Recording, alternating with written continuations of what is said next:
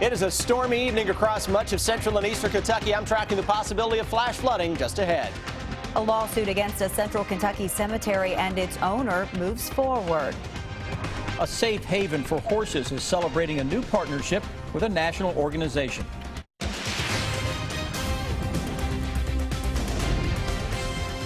This is WKYT News at 5:30. Good evening. We can hear it right here on Winchester Road. Showers and thunderstorms continue to pop up around the bluegrass. And some of them are putting down a lot of rain, and we could see some flash flooding. We want to check in now with WKYT Chief Meteorologist Chris Bailey's tracking it all for us on our Defender Radar Network. Guys, we've seen this many times before this summer. You've got these hot spots of thunderstorms that have a lot of lightning and a lot of heavy rain, and it's under those little hot spots where you can get some local stream and some street flooding. We'll watch this cluster into central Kentucky, and also an increasing band of thunderstorms now showing up into southeastern Kentucky. Concentrate on the Lexington metro, where this band is beginning to weaken just a little bit. Still a lot of thunder and lightning here north of the Red House area into northern parts of Madison County, getting toward the Winchester area of Clark County. Hamburg Pavilion, Childsburg, down toward Athens. Boy, it is coming down here at the station on Winchester Road. That is a live look of Hamburg Pavilion in the distance with some heavy downpours and the occasional flash or two of lightning that is showing up. And again, you see those lightning strikes. Those are only occurring over the past 15 minutes or so. Lightning up a little bit on the southwest side of town toward the South Point area, Fayette Mall, to get into northern Fayette County. And the west side of town, rains are picking up again here from Masterson Station toward Ironworks Pike and the Kentucky Horse Park. And folks up around Georgetown, it's calm now, but these thunderstorms are drifting in from the south. And we're going to continue to hang on to showers and thunderstorms across the Frankfort area and into Versailles into Woodford County, and points to the south and southeast. Those hot spots of heavy rain producing thunderstorms that are out there can create some local high water issues. We'll keep a very close eye on that cell that is into Manchester of Clay County. We'll come back in just a few minutes and continue to track what's out there and track more storms for part of the weekend. A lawsuit against a central Kentucky cemetery and its owners is moving forward. More than a dozen people are seeking restitution against the Crest Lawn Cemetery. The Attorney General of Kentucky says people paid for grave markers and headstones and never received anything when their loved ones died. A judge held a hearing on the lawsuit in Scott County this afternoon. Phil Pendleton has more from people who say the cemetery owner took their money. It's our top story at 5:30. Some people in this courtroom are among the 19 victims that the Attorney General says are owed money by Dale Shackelford and the Crest Lawn Cemetery. Willard Fridelis says Shackelford came into his home and literally took money after seeing his wife on her deathbed. Set on my tail. Took $2,875. He was promised a grave marker that was never delivered. In fact, lawyers for Attorney General Andy Beshear told a judge they're seeking $38,000 in civil penalties from Shackelford. He's wrong. He's a thief. And I'm hoping that this is going to stop him from hurting anybody else. Debbie Conkle says she paid thousands for a headstone for her brother that was never delivered. And I don't know if anybody else looks at it this way, but, you know, that's our memory of them. And when we can't go to the cemetery and, you know, talk to them without that. Shackelford was not in court. In fact, attorneys say he's never responded to the lawsuit. So he defaulted on his promise to me, and he was paid in good faith to deliver that, which has still to date not happened. The Attorney General says the judge ordered the defendants to fulfill all obligations to the victims and to provide full refunds. I think it's really sad that so many people in Scott County has been wronged by this man in the cemetery. In Scott County, Phil Pendleton, WKYT. The Attorney General also said the cemetery was not adequately maintained. We now know the name of a man who drowned while fishing yesterday. Our county-by-county coverage at 5:30 begins in Nicholas County. Nicholas County coroner tells us that 61-year-old Lauren Griggs drowned in the Licking River off Abner's Mill Road. The sheriff tells us that when Griggs' wife went to check on him, all she found were his dogs and fishing poles. Investigators believe that he slid off the bank and into the water. Crews searched for about an hour and a half when they found his body about 50 yards from where he fell in. Authorities say Griggs died of an accidental drowning. In Meade County, 2 men accused of murdering a Louisville teen in what prosecutors called a satanic ritual killing more than 2 decades ago appeared in court today. Attorneys asked a judge to release Keith Harden and Jeffrey Clark on bond after their convictions were thrown out last month. The men were charged with the 1992 murder of Rhoda Warford. They were convicted 3 years later. Last month, the Meade County judge overturned their convictions, saying new DNA evidence proved testimony from the prosecution was wrong. Today, that judge said he would consider bond but did not make a decision.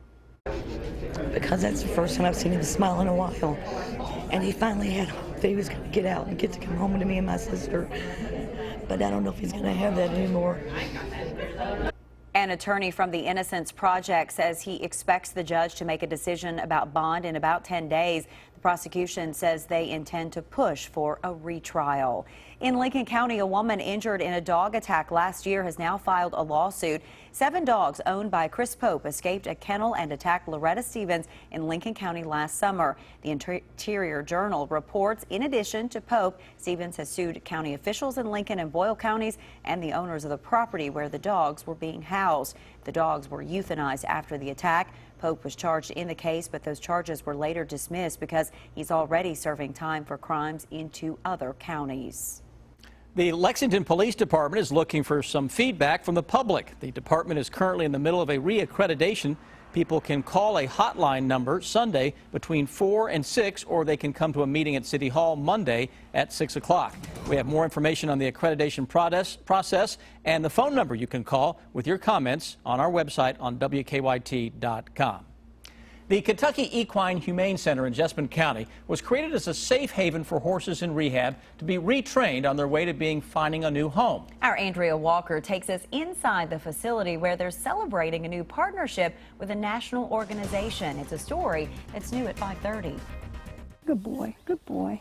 Atta boy. Karen Guston, the executive director at the Kentucky Equine Humane Center, says her job is a constant source of inspiration. The amazing thing about working at a place like this is the synergy that's created from people that really want to help and people that want to be a part of something, and Tracy is that person. Tracy Curry, in town for next week's U.S. Pony Finals, is the founder of Ponytail Bows. We're the largest manufacturer and distributor in the country of equestrian products, and we have a mission behind everything we do. After meeting Karen and seeing the work being done at the center, her newest mission became clear. And our big goal is to raise $2,500 next week. That will help give them some costs towards their veterinary care for the horses. The money raised during next week's U.S. Pony Finals will go towards the care and rehabilitation of horses and ponies like Patrick's Bullseye. Good boy. Good boy. Bullseye has a really bright future in front of him. He's going to develop into a really nice horse. A future made possible for the newly orphaned colt through the center and a special horse named Esprit. She has taken him totally under her hoof, immediately bonded with him, which was very cool to see and to watch, and he's really doing well. An inspiring story still waiting for a happy ending. And the eventual goal for every horse is to get adopted. In Jessamine County, Andrea Walker, WKYT. Well, the U.S. Pony Finals run from August 9th through the 15th at the Kentucky Horse Park. For the thousands of people who run, walk, and bike on the Legacy Trail, the huge tank under construction at Coldstream is impossible to miss. Our good question tonight, what exactly is that tank, and will anything be done to help it blend in at the Legacy Trail? Just yards from the Legacy Trail, a massive round structure sits looking out of place, basically, but city leaders say it has a very important purpose. This is a wet weather storage tank, one of 10 that will eventually be built around the city. Now, for years, Lexington's sanitary sewer system has overflowed when heavy rains hit, like this summer. And this tank and the others will take the overflow instead of streets and property being flooded. And it's not a cheap solution. The updated cost of this one tank at the Legacy Trail is estimated at $13 million.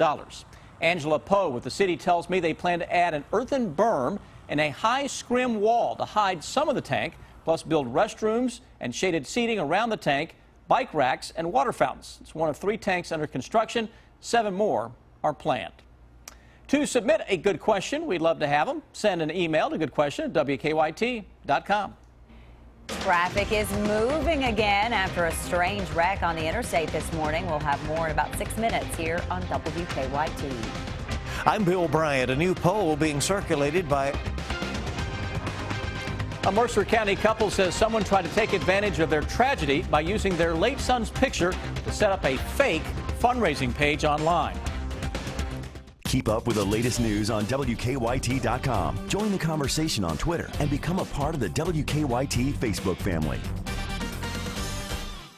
A new poll shows a lead in Kentucky for Donald Trump and Rand Paul. And the number of coal jobs in the Commonwealth continues to drop. Bill Bryant has more now in the bottom line.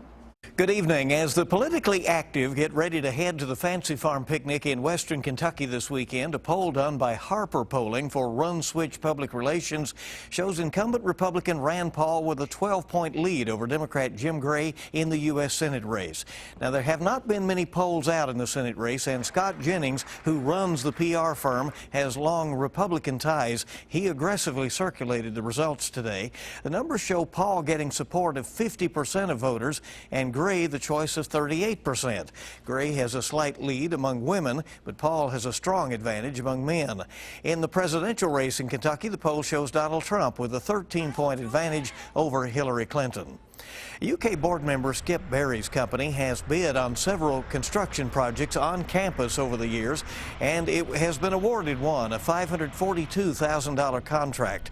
The Herald Leader reports that was for a project at Good Samaritan Hospital. But university spokesman Jay Blanton says the rules are strict for board members. He says the company, Weir Construction, had to reach a higher bar than other bidders, including coming in at the lowest price. They've got to notify every board member that they're bidding on a piece of business. They have to take out an ad in the paper, and they have to be the low bidder. So someone that generally bids on business with the university doesn't necessarily have to be the low bidder. The university has some discretion. We can look at 3 or 4 bids, and with some discretion, look at a number of factors.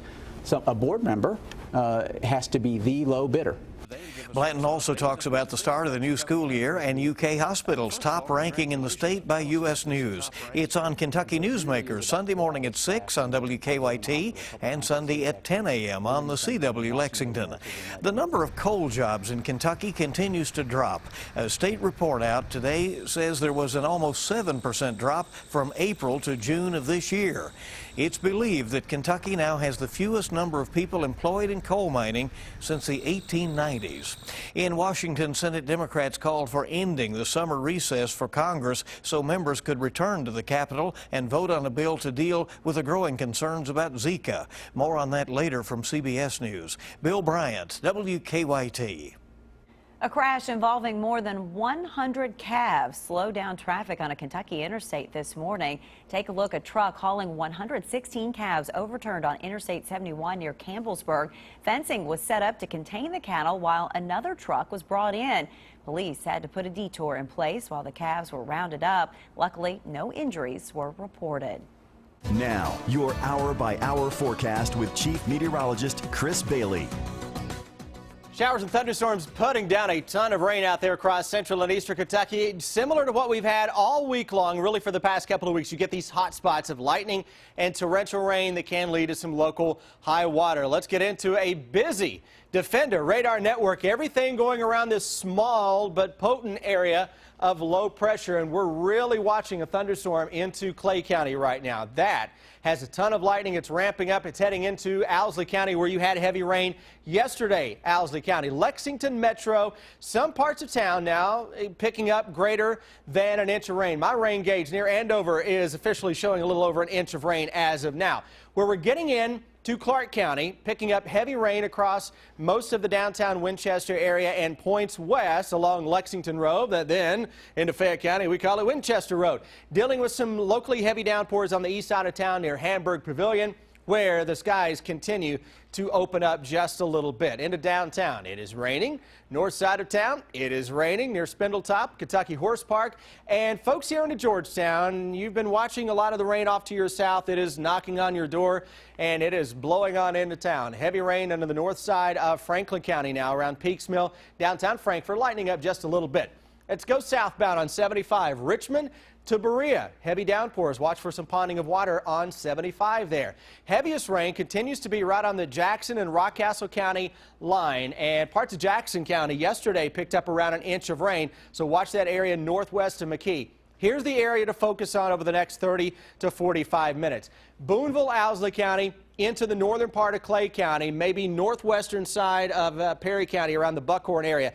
Parts of Owsley County yesterday, greater than 1 inch of rain. This storm is lifting its way to the north, and it's put down a ton of rain into the areas northeast of Manchester. We just got some flooding video coming out of Pulaski County that we'll share with you off the top of 6 o'clock tonight.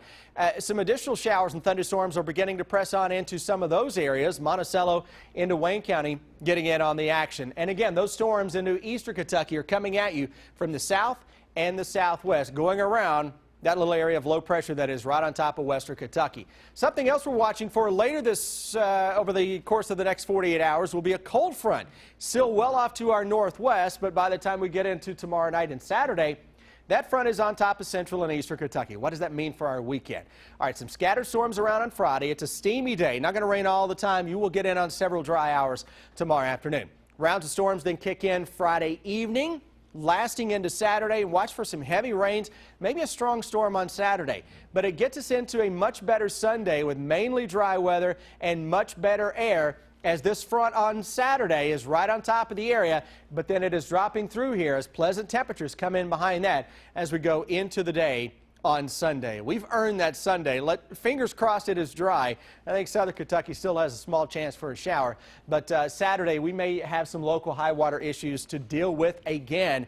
And next week, guys, we got to watch the Gulf of Mexico to throw some moisture our way, because why not at this point? I don't know if you heard the thunder while you're doing your forecast, so we had some of that, and of course some heavy rain. Now it seems like it's off a little bit. Yeah, Lexington right now catching a bit of a break. I'm going to really watch Owsley and Clay counties. Storms there, putting down a ton of rain in a short amount of time. All right, Chris, thank you. So a couple of collisions. One is outbound Harrodsburg Road. This is near Fort Harrod. That is a non-injury crash causing some problems on Harrodsburg Road just before the circle. Looks like the backup there. Also have a vehicle fire. This one at South Broadway near Short Street, where police have that intersection shut down. And want to make you aware of a problem on US 27 just outside of Lancaster. It looks like there's a collision there that has traffic backed up both directions headed toward Lancaster. Now back to you in the studio. Officer Don, thank you. Just ahead, the preseason coaches poll is out. It is that time of year. A bunch of SEC teams in the top 25. The Wildcats reporting for fall practice today. And Brad Calipari, how does he approach playing under his dad at Kentucky? That's next on WKYT.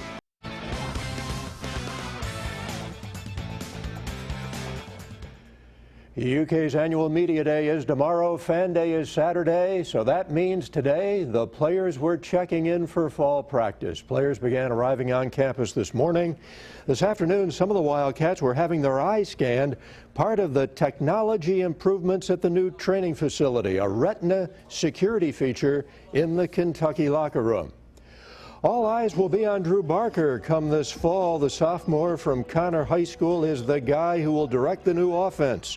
New quarterbacks coach Darren Hinshaw says Barker has made big strides in a short amount of time. All the quarterbacks had to learn the offense from the beginning of spring. He's done a great job. He has been in there extra all summer.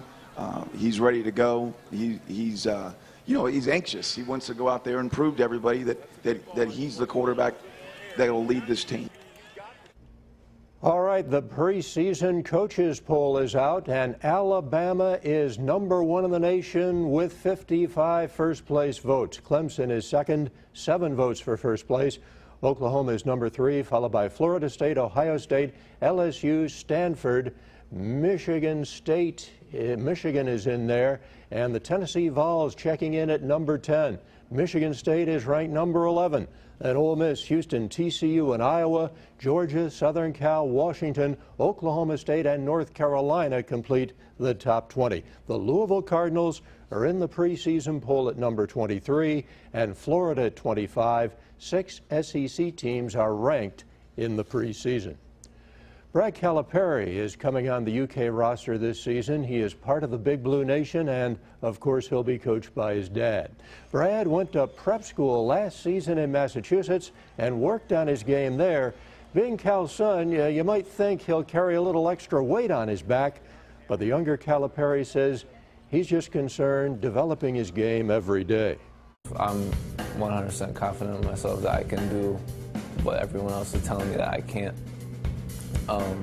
Other thing, a lot of people just think it's all just given to me, and I feel like my dad makes it pretty clear that it's not. So, I mean, I don't really listen to all that's being said, but I feel myself that I've earned the spot that I've been given, and I feel like I've worked as hard as I can. I'm going to continue working as hard as I can to get to the spot that I want to be at. And good news for Ohio Valley today. Cal Ripken World Series. The Lexington team shuts out Team Australia. 8-zip the final, advancing to the semifinals in the iron bracket. And they will play either Team Canada or Team Southeast. And that's sports. Back in the next half hour with more on the Cats and Mark Stoops as they get ready for a new season. Stay with us.